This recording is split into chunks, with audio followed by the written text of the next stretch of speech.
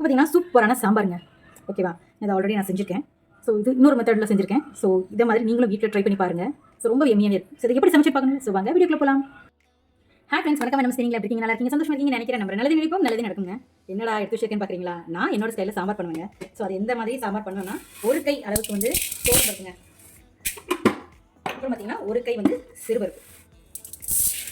நான் வந்து இந்த மெஷர்மெண்ட்டில் தான் போடுவேன். அப்போ தான் ஈஸியாகவும் இருக்கும். இல்லைனா ஒரு கப் எடுத்து அதை அளந்துக்கிட்டு இருக்கணும். ஸோ ரொம்ப இதாக இருக்கும். ஸோ அதனால் இப்போ இதை வந்து நல்லா வாஷ் பண்ணிவிட்டு இதை வேக வச்சு எடுக்க போகிறேன். கொஞ்சோண்டி நல்லெண்ணெய் விட்டு. ஓகேவா? நல்லெண்ணெயோ உங்கள்கிட்ட எந்த தேங்காய் எண்ணெய், கடலை எண்ணெய், ஸோ சம்திங் என்ன வச்சிருக்கீங்களோ அந்த எண்ணெய் விட்டு அப்புறம் இதுக்கு தேவையான பொருட்கள் சைடில் வச்சுருவேன். இதில் வந்து பார்த்தீங்கன்னா பீன்ஸு, கத்திரிக்காய், கேரட், அப்புறம் உருளைக்கிழங்கு. நான் சிம்பிளாக எனக்கு இதை வச்சு தான் நான் சாம்பார் வைக்க போகிறேன். ஸோ சிம்பிள் சாம்பார் நல்லாயிருக்கும், டேஸ்ட்டாக இருக்கும். கொஞ்சோண்டி புளி வந்து ஊற வச்சு வச்சிருக்கேன். அப்புறம் பார்த்தீங்கன்னா ஒரு பெரிய வெங்காயம் வெட்டி வச்சிருக்கேன். கொஞ்சோண்டி பூண்டு எடுத்திருக்கேன். கொஞ்சோண்டி சின்ன வெங்காயம், ஒரு தக்காளி, கொஞ்சோண்டி மல்லியில் கருவேப்பிலை. இதுக்கு தேவையான பொருட்கள் இவ்வளோ தான். ஸோ வாங்க நம்ம சமைக்க ஆரம்பிப்போம். முதல்ல இந்த பருப்பை வந்து நாலு எடுத்துருங்க.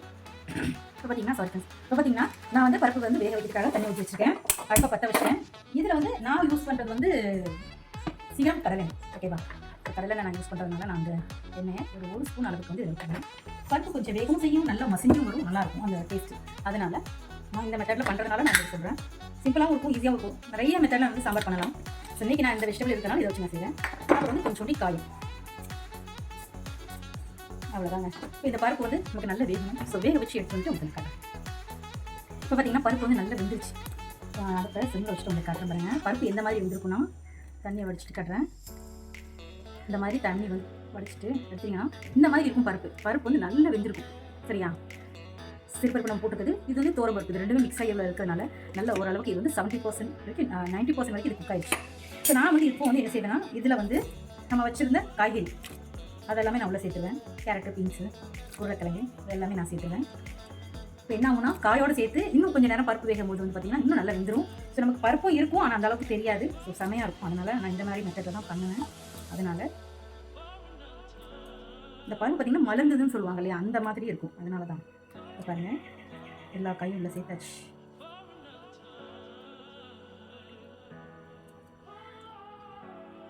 எல்லா காயும் உள்ள சேர்த்துட்டேன் நான்.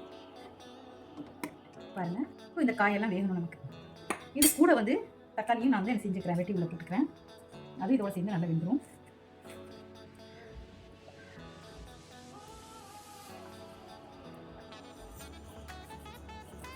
நான் இப்படியே கட் பண்ணி போட்டு பழகிடுச்சு, அதனால் நான் அப்படியே கட் பண்ணிக்கிறேன். நீங்கள் நார்மலாக கட் பண்ணி வச்சுக்கோங்க. நான் கட் பண்ண மறந்துட்டேன்.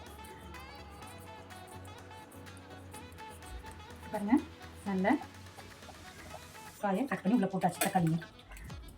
இப்போ இதுக்கு தேவையான அளவுக்கு உப்பு. இது வேகணும் இல்லையா, இதுக்கு தேவையான அளவுக்கு உப்பு. நான் வந்து ஒரு 3 பேருக்கு பண்ணுறதுனால நான் கம்மியாக வச்சுருக்கேன். பெரிய ஃபேமிலியாக இருக்கீங்க அப்படின்னா நீங்கள் நிறைய பேருக்கு செய்கிறதா இருந்துச்சுன்னா நீங்கள் நிறைய காய் போட்டு செஞ்சுக்கலாம். இது ஃபஸ்ட் வந்து வேகட்டும். அதுக்கப்புறம் பார்க்கலாம். முக்கியமாக மறந்துட்டேன், பூண்டு பருப்போடு சேர்த்து வேக போடணும்னு நினச்சி மறந்தே போயிடுச்சு. ஸோ அதையும் சேர்த்து இதோட சேர்த்து வேக போட்டுருந்தேன். வேகட்டும். இது கூட சேர்ந்து இப்போ வந்து சின்ன வெங்காயத்தையும் நான் சேர்த்துக்கிறேன். ஸோ சேர்த்துக்கிட்டு இதோடு சேர்த்து நல்லா வேகும்போது சூப்பராக இருக்கும் இதோட டேஸ்ட்டு. ஸோ அதனால் இந்த சாம்பாருக்கு வந்து சின்ன வெங்காயம் வந்து ரொம்ப டேஸ்ட் நல்லா கொடுக்கும். அதனால் ஸோ இப்போ எல்லாத்தையும் ஒன்றா கலந்து விட்டுட்டு நம்ம வந்து இதை வேக வச்சுருவோம். இப்போ வந்து நல்லா கொதிச்சு காயுமே பார்த்திங்கன்னா நல்லா வேக ஆரம்பிச்சிச்சு. ஸோ நான் இப்போ கூட நான் வந்து சின்ன ஸ்பூன் போடுறதுனால 2 ஸ்பூன் போடுறேன். 2 ஸ்பூன் அளவுக்கு வந்து சாம்பார் போடுறேங்க. நான் சின்ன ஸ்பூன்னால 1 ஸ்பூன் வந்து மிளகாத்தூள், 1 ஸ்பூன் வந்து மல்லித்தூளுங்க. அவ்வளோதான். இதெல்லாம் சேர்த்து இந்த மசாலாவோட சேர்ந்து நல்லா வேகும். வெந்ததுக்கப்புறம் புளியை கரைச்சி உள்ள ஊற்றிட வேண்டியதான். நம்ம பார்த்தீங்கன்னா ஆல்மோஸ்ட் வந்து நல்ல மசாலா வந்து கொதிக்க ஆரம்பிச்சிருச்சு.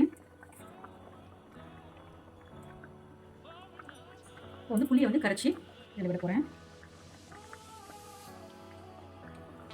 ஒருவேளை உங்கள்கிட்ட மாங்காவும் சேர்ந்து போட போறீங்கன்னா, மாங்காய் நீங்கள் போடுறீங்க அப்படின்னா நீங்கள் எவ்வளோ எடுத்துகிட்டு போடுறீங்கன்னு எனக்கு தெரியல. பட் அதையும் சேர்த்து போடணும் போது மாங்காவும் கம்மியாக சேர்த்துக்கோங்க, புளியும் கம்மியாக சேர்த்துக்கோங்க. ரெண்டையும் சேர்த்து போட்டிங்கன்னா ரொம்ப புளிப்பாயிரும். பிறகு வாயில் கூட வைக்க முடியாத அளவுக்கு வந்து பழம் வந்துடும். ஸோ அதனால் இப்போ புளியும் கரைச்சி நல்லா விடுவேன். மசாலாவும் நல்லா கொதிக்க ஆரம்பிச்சு நல்லா வாசனை வர ஆரம்பிச்சிருச்சு. அதனால் ஒரு சில நேரம் என்ன ஆகுனா, மாங்காய் வந்து துவக்குங்க. மாங்காவோட அந்த தோலில் இருக்க துவப்பு இருக்கு இல்லையா, அது வந்து உள்ளே இறங்க ஆரம்பிச்சிடும் குழம்புல. ஸோ அதனால் நீங்கள் மாங்காய் சேர்த்துக்கும் போது தோலை வந்து பீல் பண்ணிட்டு போகணும். ஓகேவா? எனக்கு தெரிஞ்ச மாதிரி அதனால் நான் சொல்கிறேன். ஏன்னா நான் அனுபவப்பட்டிருக்கேன். நல்லா கொதிக்கி கொஞ்சம் கொதிச்சு பார்க்கலாம்.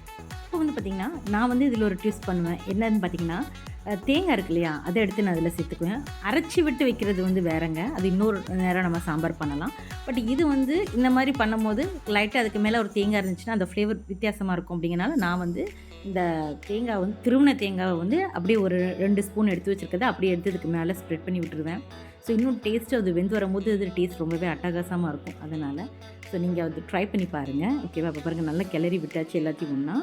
ஸோ நல்லாவே ஒன்றா வெந்து வரட்டும். இது வந்து காய் வந்து நல்லா வேகும் போது உங்களுக்கு என்ன ஆகும்னா, நம்ம கிளறி விட்டு பார்த்தோன்னு பார்த்தீங்கன்னா நல்லா அது வந்து வெந்திருக்கும். பருப்பும் வேகும், காயும் சேர்ந்து வேகும். அப்படிங்கும்போது ரொம்பவே நல்லாயிருக்கும். அதனால தான் ஸோ சூப்பராக எல்லாம் ஒன்றாவே வெந்து வந்துருச்சு. ஸோ நம்ம தாளித்து விட்டுருவோம். அடுப்பில் கடாயில் வந்து எண்ணெய் வச்சாச்சு. ஸோ இப்போ வந்து கடுகு உளுந்த பருப்பு நான் கொஞ்சம் லைட்டாக சேர்த்துருப்பேன். அதனால் கொஞ்சம் எக்ஸ்ட்ரா எடுத்துக்கிறேன். அப்புறம் சீரகம்,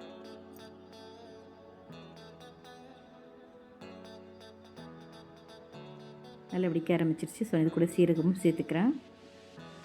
லேசாக கொஞ்சம் எண்ணெய் மட்டும் கொஞ்சம் காயறதுக்கு லேட் ஆகும். பிறகு கடகடன்னு எல்லாம் வெடிக்க ஆரம்பிச்சிருச்சுன்னா நம்ம அடுத்தடுத்தது போட்டுடலாம். பார்த்திங்கன்னா நான் நச்சு வச்சுருந்த பூண்டு, மிளகாய், அப்புறம் வெங்காயம், நம்ம வெட்டி வச்சுருந்தோம்ல வெங்காயம். அது எதுக்காக நான் வந்து லாஸ்ட்டில் கருவேப்பிலை இதெல்லாம் போடுறேன்னா, படபடன்னு மேலே வந்து தெறிக்க ஆரம்பிச்சிடும். ஸோ பயங்கரமாக அது தெறிக்கும் போது மேலெல்லாம் பட்டுறும் போது ரொம்ப வலிக்குங்க. அதனால தான். அப்புறம் நான் வந்து இதில் ஒரு ட்விஸ்ட் என்ன பண்ணுவேன்னா, காயம் இருக்கும் இல்லையா, காயம் வந்து லாஸ்ட்டில் நம்ம தாளித்து நம்ம விட்டுட்டு போது கொஞ்சோண்டு எடுத்து காயம் வந்து அதோடு சேர்த்து நல்லா வதக்கி விட்டோன்னே அந்த ஃப்ளேவர் ரொம்பவே சூப்பராக இருக்கும். நீங்கள் ட்ரை பண்ணி பாருங்கள். ரொம்பவே அது வாசனையே நல்லாயிருக்கும். ஸோ அதனால் ஏன்னா நம்ம எல்லா கிழங்கும் போட்டுலாம் நம்ம பண்ணுவோம் இல்லையா, அதனால் நம்ம கிழங்கெல்லாம் போட்டு பண்ணுறதுனால ஸோ காயமும் சேர்த்து இதோடு சேர்த்து நல்லா வதக்கிட்டு இது நீங்கள் உள்ளே போடும்போது ரொம்பவே டேஸ்ட் ரொம்பவே அட்டகாசமாக இருக்கும். அதனால தான். ஸோ இதை நீங்கள் ட்ரை பண்ணி பாருங்கள். இதோடு சேர்த்து நான் 2 வத்தலும் சேர்த்துக்குவேன். அப்போ தான் என்ன ஆகும்னா, அந்த வத்தலில் வந்து இது பண்ணும்போது அதோட டேஸ்ட் வந்து இன்னுமே ரொம்பவே நல்லாயிருக்கும். அதனால தான் அந்த ஃப்ளேவர்ஃபுல்லாக இருக்கும், கலர்ஃபுல்லாக இருக்கும், பார்க்குறதுக்கு டேஸ்ட்டும் நல்லாயிருக்கும். அதனால் ஸோ அதையும் சேர்த்து நான் நல்லா வதக்கி எடுத்துகிட்டு நான் உங்களுக்கு காட்டுறேன்.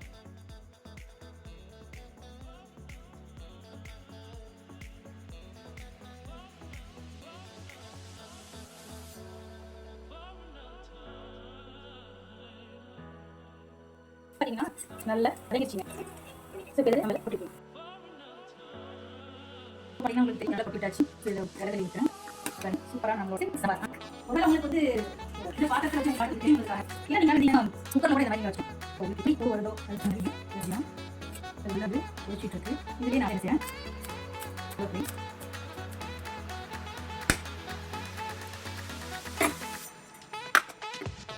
பாருங்க சூப்பராக மீன்ஸ் கேட் பீன்ஸ் இந்த மாதிரி சாம்பார் கூட விட்டுருக்குங்க. ஒரு நாள் விட்டுருங்க.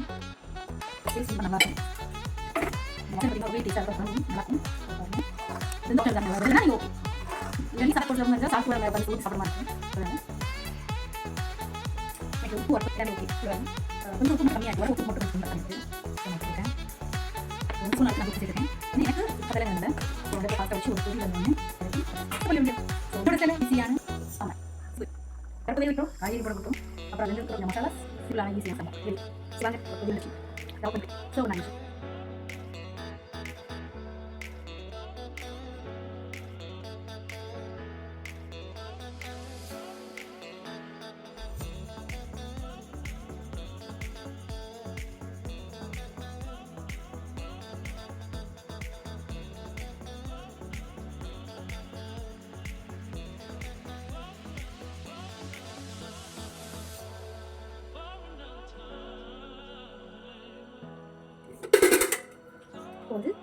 சுட சுட சோறுங்க.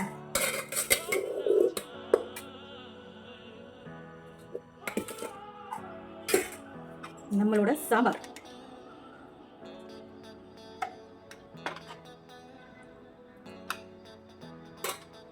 அப்புறம் சுட சுட அவரைக்காய் பொரியல்.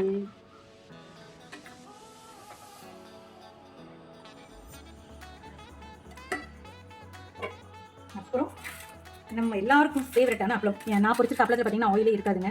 நான் அப்படி தான் பொரிப்பேன். நல்லா சூடான எண்ணெயில் பொரிச்சு எடுத்து பாருங்கள், உங்களுக்கு சூப்பராக இருக்கும். ஆயிலே இருக்காது.